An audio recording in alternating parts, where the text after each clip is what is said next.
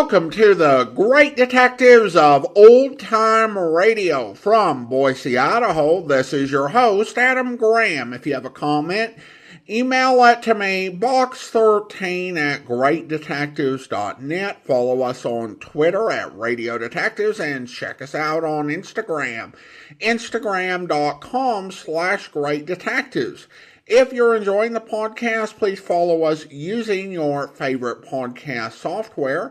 I do want to go ahead and encourage you to check out my wife's business, the Sheer Eclipse. You can pick up a wide variety of different headbands, hairpins, and hair clips to suit a wide variety of different tastes and styles. You can check it out at lilarose.com. That's LILLA rose.com/Ashira, ASHIRA, lilarose.com/Ashira.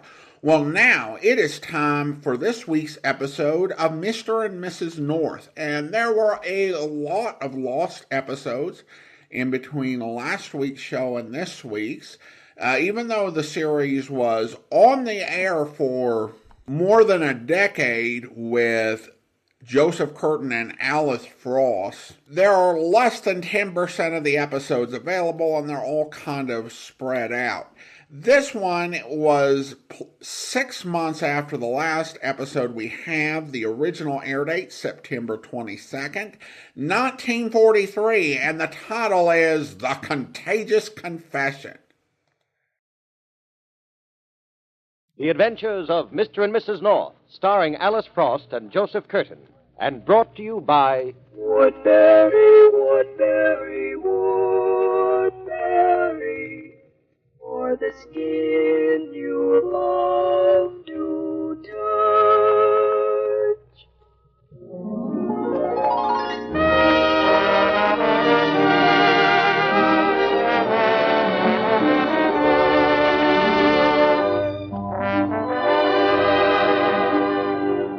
Jerry and Pamela North often drive Bill Weigand to the verge of insanity.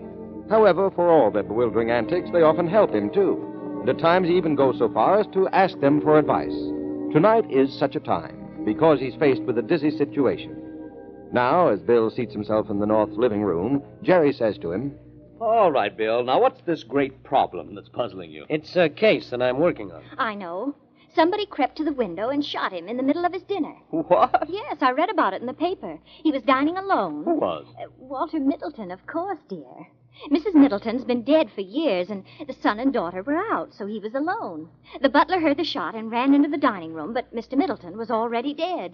It's been on all the front pages. Oh, I only read the funnies. He was rich as anything, so there's the motive. Cigarette, Bill? No, thanks. The son and daughter are the most obvious suspects, so that lets them out. How about some candy, Bill? No, not just now. Why does it let them out? That's too obvious. Fruit? No, thanks. Nuts? Yeah, I'm beginning to think so. Bill, is this Middleton case what you wanted to ask us about? Yeah, it has a screwy angle. I thought it would be just up the North Alley. You see, we have two confessions. You mean two people have confessed to the same murder? That's right, and each claims he worked alone. Well, that doesn't make sense. Yeah, that's what I said. And since sense doesn't work in this case, I thought intuition might. How about it, Pam? I have to have something to go on. Who are these people who confessed, Bill? Not the son and daughter? No, they're a couple of friends of the Middletons, Larry Chapman and George Warwood. Oh, can I meet them? Sure, we're holding them at headquarters. Well, let's go. All right. I wonder what's in back of it, Jerry. I know. They heard confessions good for the soul.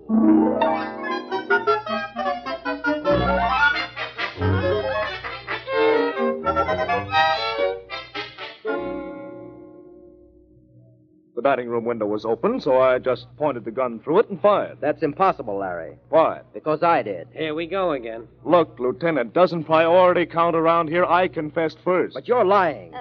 May I ask a question? Go right to it, then. Why did you gentlemen kill Mr. Middleton? Well, it's just that it's like this. Well, that is... what I was going to say is that... Hold it. Now, you, Warwick, why did you shoot Middleton? Well, sir, I owed him some money, and I couldn't pay him, so I killed him. You took the words right out of my mouth. You mean I put them in your mouth? You never even thought of it. I don't care what you say. I don't care what anyone says. I killed Walter Middleton. I hope to die if I didn't. It's the other way around, George. This isn't getting us anywhere. Well, why don't we toss a coin? Winner gets the electric chair. Wait a minute, Jerry. Now, look. If either of you shot Mr. Middleton, you had to have a gun. All right. Tell us where the gun is, and we'll see if it matches the bullet. I threw the gun away. So did I. I mean, that's what I did. I demand you hold me for murder. You ought to hold him for plagiarism instead. Where did you throw away the gun? Who, me? Either of you, both of you. I don't remember. I wrapped the gun in some old newspaper and threw it in some bushes. What bushes? Where? That's what I don't remember. Well, Pam, you're doing fine. Have any hunches yet?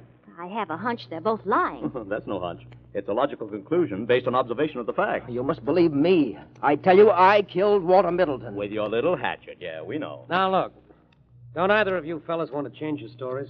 No. I killed Walter Middleton. He didn't. I did. Okay. Here comes the policeman. Oh, yes, he has David Middleton with him. Hello, Lieutenant Weigand. Hello. Oh, hello, Mr. and Mrs. North. Hello. Lieutenant, I don't know how you're going to like this. Maybe it's good and maybe it ain't. All right, what's up? Well, you sent me to question young Middleton here and check up on his whereabouts on the night of the murder, so I did. Yes? Well, what do you think he tells me?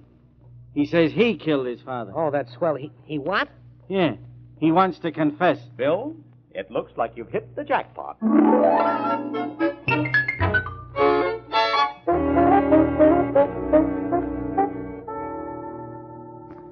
Well, I took your advice, Pam, and released our three murderers. But what if it turns out that one of them's telling the truth? Yeah, we can always pick them up again. We certainly have nothing on either one of them as yet. Besides, if one of them is guilty, this is a better way to trap him. Give him enough rope. But, darling, you know what some people do with rope. What? Skip. Oh, we'll have to work fast before he has a chance. Do you have any plans? I'd like to talk to Helen Middleton. Maybe she can tell us something. Okay. But if she tells us that she's the one who killed her father, there'll be a second murder. And I'll commit it.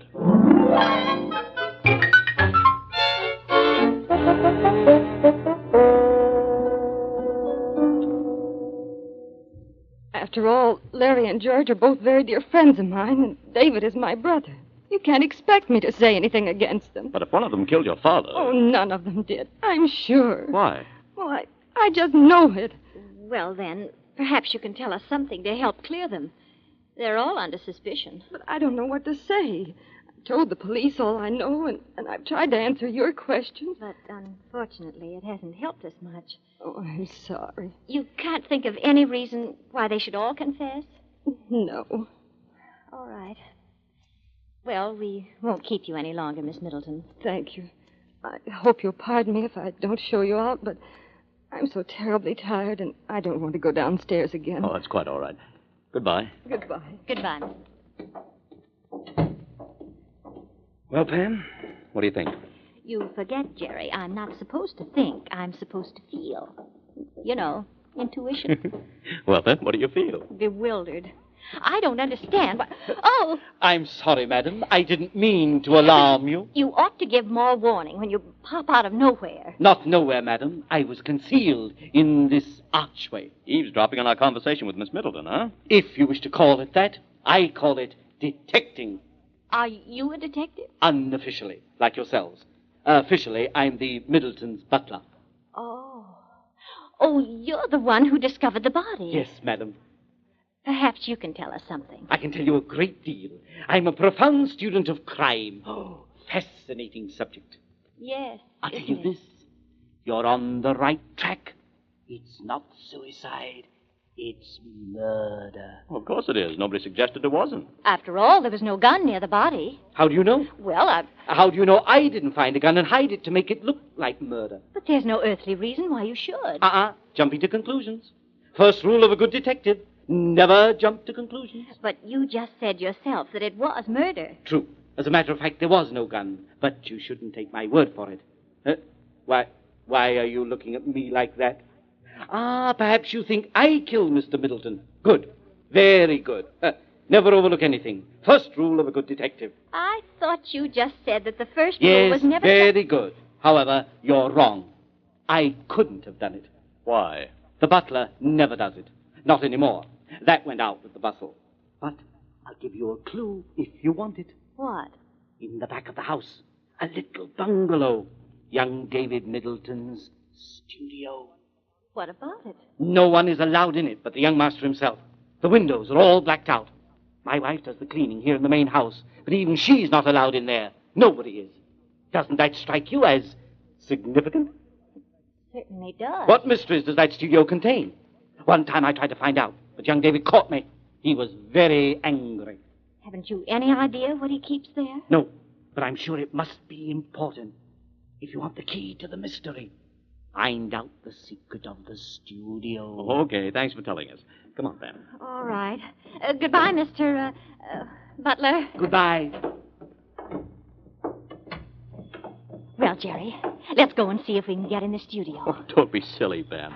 That butler's slap happy. But there might be something to that story of the studio. Nonsense. But suppose there is, Jerry. We shouldn't overlook anything. First rule of a good detective. I mean it. Well, we'll tell Bill if he wants to investigate, he can. I think we ought to. But, Pam... We're right here. I don't think we should. Oh, Jerry, please. No.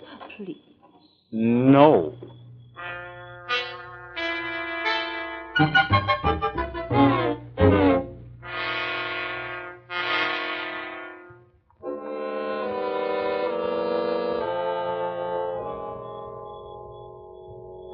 That must be it in the clump of trees.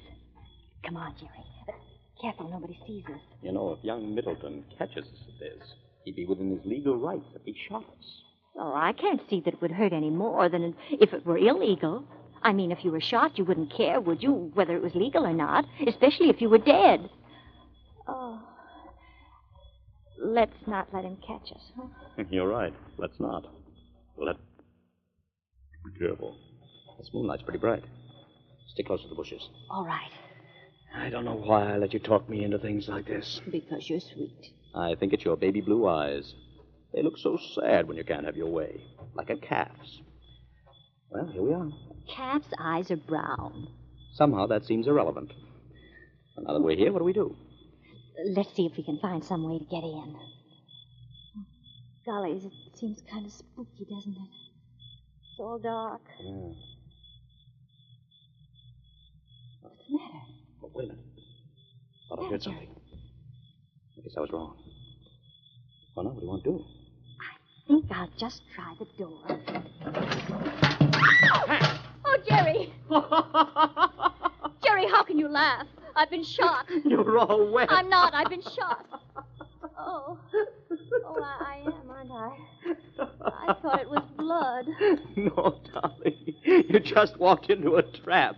A bucket of water fell on your head. I'm soaked to the skin. What's going on here? Oh, hello, Middleton. My wife decided to take a shower. Oh, I'm sorry, Mrs. North. I hope you're all right. I guess so.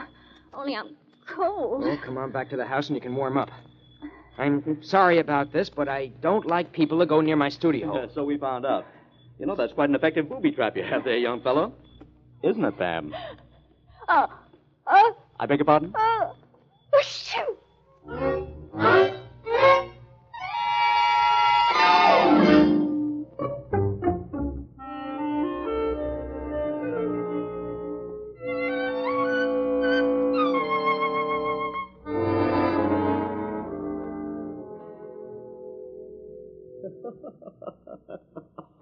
Jerry, stop laughing and come to bed. I can't help it, Pam, when I think of the way you looked. Like a drowned cat. Before I was a calf. Well, you will go snooping into other people's business. Well, Bill asked us to help him. I'm afraid you weren't much help. I guess not. You know, Jerry, in spite of it all, I like that David Middleton. Yeah, he seems to be a nice kid. I would like to know what he's got in that studio. Maybe he's hoarding sugar. Oh, now what? I'll answer, dear. Hello. Yes? This is George Warwick. Oh, yes. I've been trying to get hold of Lieutenant Weigand. Do you know where he is? No, but I think I can find him for you. Good. If you and he come out to my house right away, I'll show you something very important. What is it? I've just discovered a very important clue. Now I know who killed Mr. Middleton. Well, I thought you said you killed him. I'll explain everything. How soon can you get here? I don't know. As soon as I find Bill. All right, I'll be waiting. Goodbye. Goodbye. Who is it, Jerry? George Warwick. You better put your clothes on again, darling. One of our murderers has something to tell us. And this time, it's not a confession.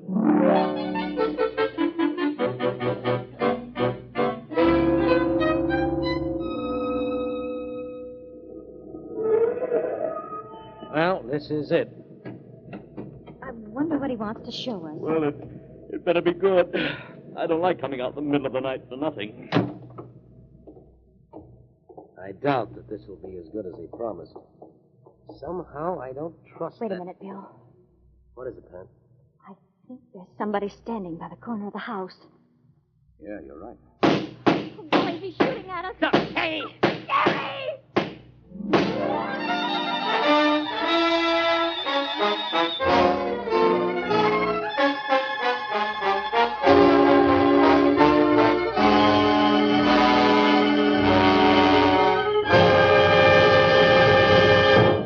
Now, a brief intermission for a message of special interest to the ladies. If you are not a user of Woodbury cold cream, I think I know why. It isn't because you believe your complexion is already flawless. Doubt if any girl has such a perfect skin she doesn't want to make it lovelier. No, the reason probably is you haven't yet been convinced that Woodbury cold cream can make a real difference in your complexion. But that just proves you haven't yet tried Woodbury cold cream.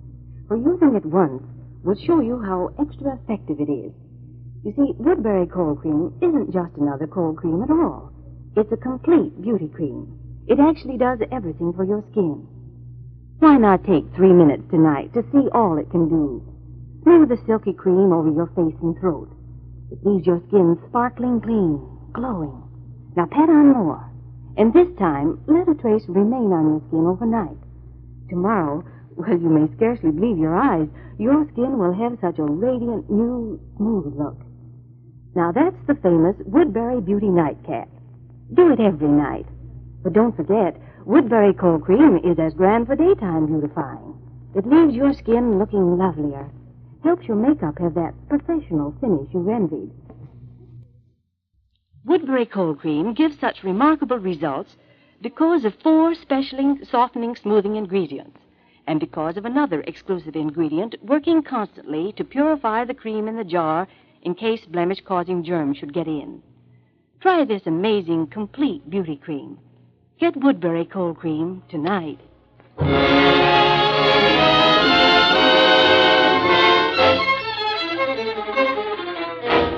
And now back to Mr. and Mrs. North.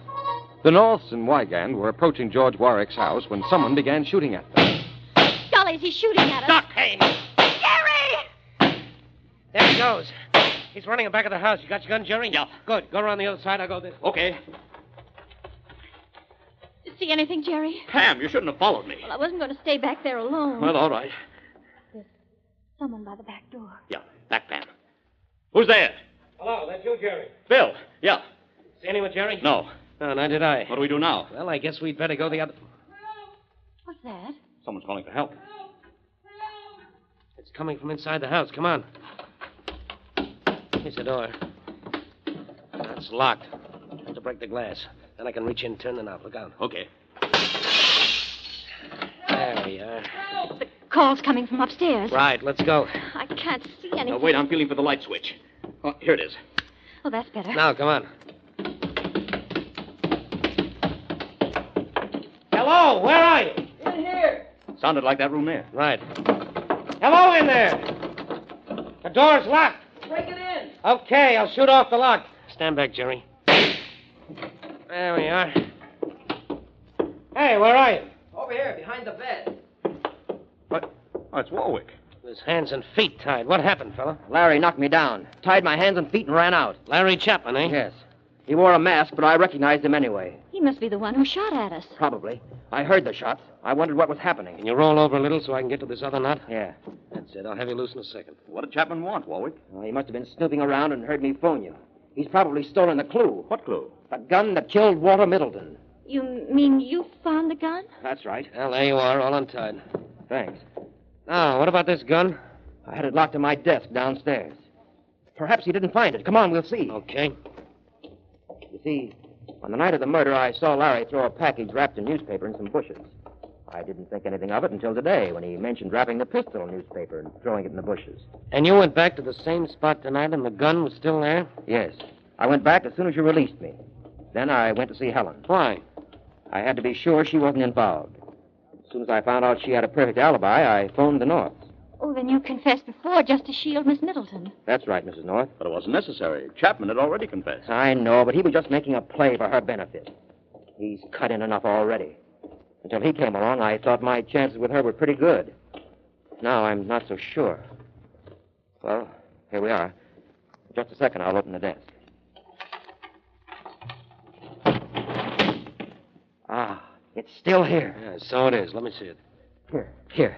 Well, apparently that isn't what Chapman was after then. Maybe he just wanted a chance to shoot us. Why would he want to kill us, Jerry? I don't know. Well, I can't explain it. All I know is that he knocked me down, tied me up, and then I heard him run out the door. And the next thing I knew, there was shooting. Say, wait a minute. Let's see that. What, the gun? No, the paper it's wrapped in. What is it, Jerry? Warwick, you say you saw Chapman throw this package in the bushes on the night of the murder. That's right. Well, that's very strange. Why? Well, the murder took place a couple of days ago. But this newspaper the gun's wrapped in is today's paper. What? Why, I don't understand. I think I'm beginning to. Well, there's some mistake. I'll say there is, and you've made it. Oh, no. You can't think that I... Oh, can't we, though? How about that other story of yours? Which story? About Chapman attacking you and tying you up. It's true, he did. Oh, he did, huh? And then he ran out the door. That's right. How do you explain the fact that when we reached the door to your room, it was locked from the inside? I don't know. According to your story, you couldn't have locked it because you were tied up. Chapman went out through it. Well, it must have... Oh, I don't know. Jerry, look out. He's grabbing the gun. Stop him, Bill. No, you don't. I've got the gun now. Stand back, all of you. That's it. Now, look here, Warwick. You don't can't move. get away. I'm getting out of here. He's getting away. Yes, darling. I'm afraid he is.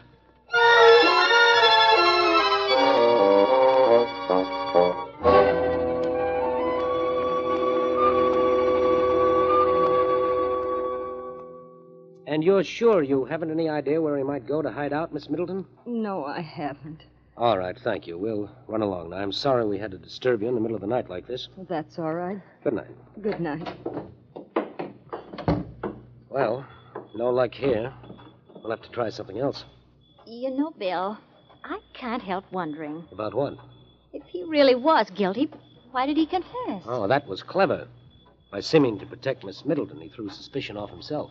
Of course, that's it. Bill, Jerry, I just thought of something. You think you know where he is? I think I know where... Wait a minute. What is it? Look, there's a light under the door in David Middleton's studio. Come on. Why? You don't think Warwick's there, do you? No, but I've just got to find out what's in there. You and your curiosity. You know what I got you before. Oh, I'll watch out, Jerry. I know what to look for this time. Pam, we've got a murderer to track down. Oh, you men. Don't you have any curiosity? Besides, it won't take any time. Come on. All right, let's go, Bill. There'll be no living with her until she's satisfied. Well, all right. Oh, you're darlings, both of you. We're saps. Yep.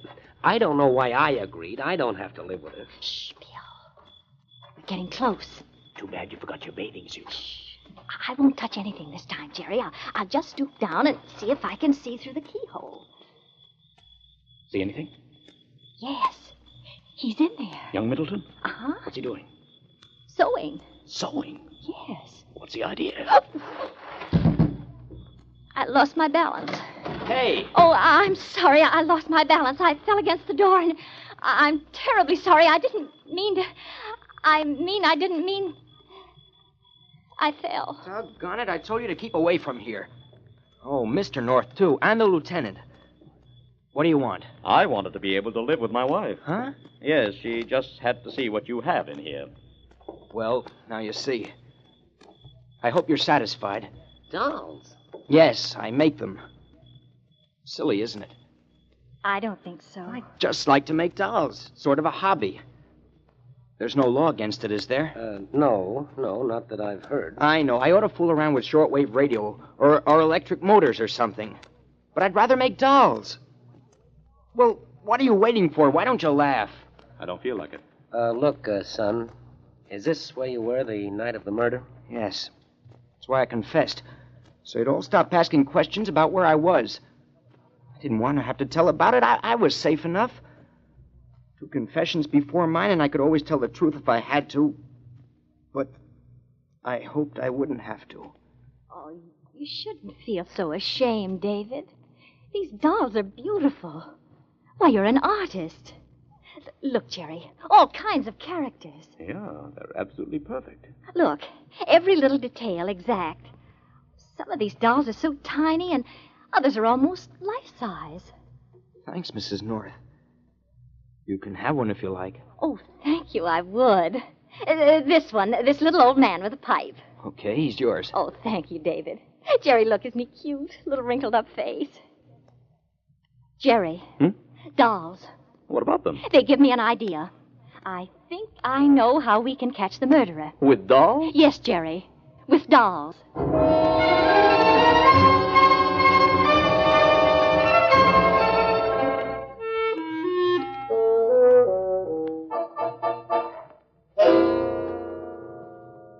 You see, Miss Middleton, it was quite a scheme. By pretending to shield you, Warwick could throw suspicion off himself. The very confession of murder would suggest he was innocent. And then being found tied up right after we were shot at, it would again make him seem innocent of that, too. And the gun plant would throw the blame where he wanted it. Clever. It's too clever. Anybody who'd work out such an elaborate scheme wouldn't make such stupid mistakes as the date on the paper and the locked door. Besides, he's a slitherer. A what? A slitherer. There are two kinds of liars, twisters and slitherers. Twisters figure out 3 or 4 twists ahead and lie accordingly, while slitherers just slide into whatever lie seems to fit at the moment. Mr. Warwick is a slitherer. But how do you know? At the jail, Mr. Chapman was always way ahead of Mr. Warwick. He confessed first, and he lied much better. He's a twister. It was he who confessed to throw suspicion off himself. Warwick simply confessed out of jealousy at Chapman's getting all your gratitude. Only a twister would have thought of that first confession. And get this twist. Instead of framing a case against Warwick, he lets Warwick frame a case against him.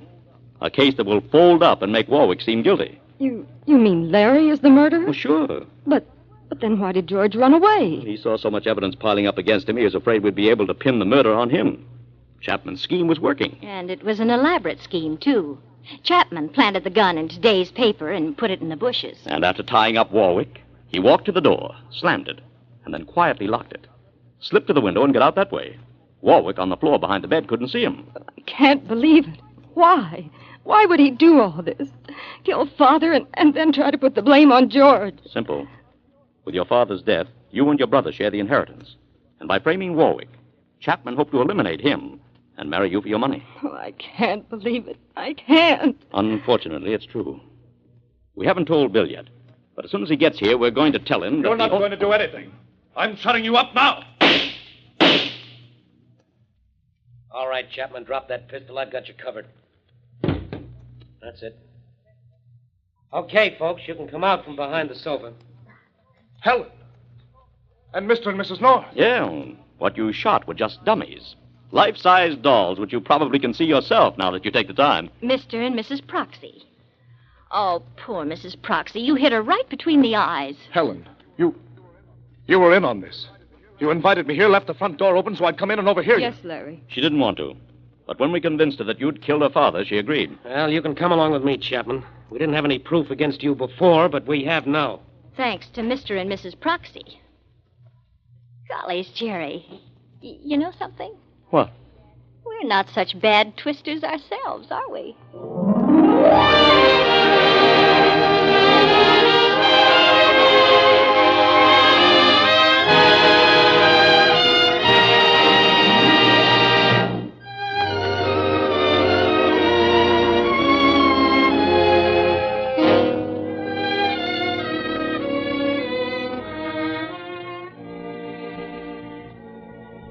Do you think a film star has an easy life?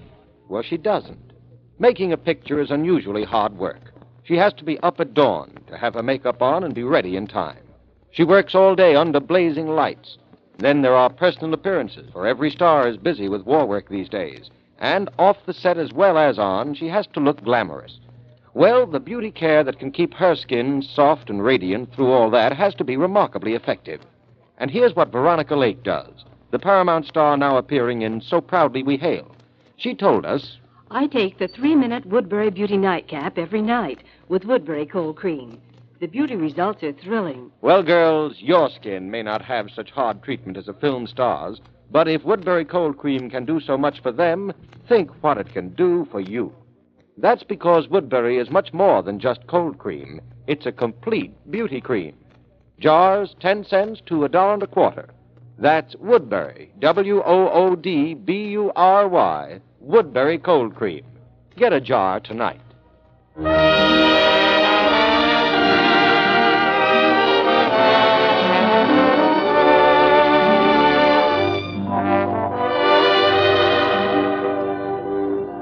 Tune in again next Wednesday evening at the same time for another adventure of Mr. and Mrs. North.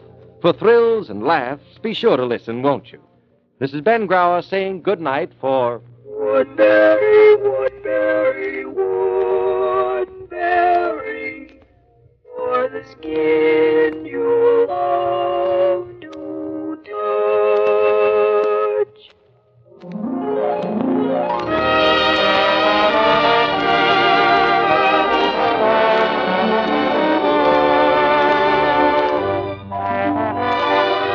This program came to you from New York.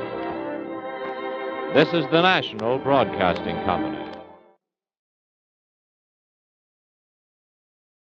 Welcome back. Well, this was a lot of fun. I definitely feel for the guy who was so embarrassed about his doll-making hobby that he'd rather risk a murder confession to avoid being teased about it. The butler was kind of an interesting little character. He was pretty amusing. And we've heard a lot of actors try to channel Sidney Greenstreet in their performance. This guy was trying to channel Arthur Treacher, who played a lot of butler roles in films and on radio. Surprised he didn't come back later in the episode, but apparently he was just there to do a bit in that one scene. Old-time radio listeners will recognize Frank Lovejoy playing Bill Weigand. Lovejoy was one of those actors who actually worked on both coasts. He appeared in programs from New York City like the Columbia Workshop and also played villain roles in some of the early seasons of Boston Blackie before going west in the mid-40s to pictures and starring in radio and television programs from Hollywood, most notably Nightbeat. Well, listener comments and feedback, and we have a couple of comments regarding Mr. Chameleon and the Party Girl murder case. We start out over on Facebook where Holly writes, "Darn, I was kind of expecting Mr. Chameleon to show up disguised as a female escort. Well, Carl Swinson had quite a vocal range, but I don't know if he had the range to pull that off. Very few men do." And then on YouTube, Suzanne writes, "I used to listen to you and somehow lost track of you. So glad I found you again." Well, thanks so much, Suzanne. Glad you found me as well. All sorts of odd things happen on the internet, but I will say that YouTube is really good for search position, and that can be helpful with getting found or getting found again. Well, now it's time to thank our Patreon supporter of the day, and I want to go ahead and thank James. James has been one of our Patreon supporters since June of 2015, currently supporting the podcast at the rookie level of $2 or more per month. Thank you so much for your support, James, and that will actually do it for today. If you're enjoying the podcast, please follow us using your favorite podcast software, and be sure to rate and review the podcast wherever you download it from. We'll be back next Thursday with another episode of Mr. and Mrs. North, but join us back here tomorrow for yours truly, Johnny Dollar, where... I quote, "To fear the work of yours the work." Good day, gentlemen.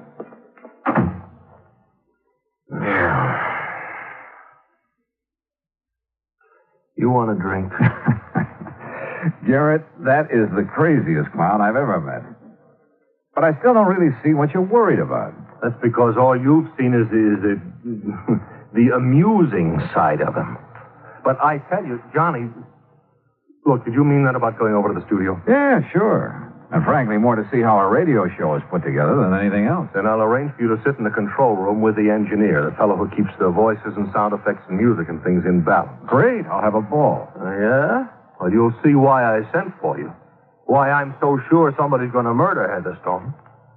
If I didn't know you so well, Garrett, I'd think you were planning to do it yourself and call me in as a cover-up. You know something? I hope you'll be with us then. In the meantime, send your comments to box13@greatdetectives.net. Follow us on Twitter at Radio Detectives and check us out on Instagram. Instagram.com/greatdetectives. From Boise, Idaho, this is your host, Adam Graham, signing off.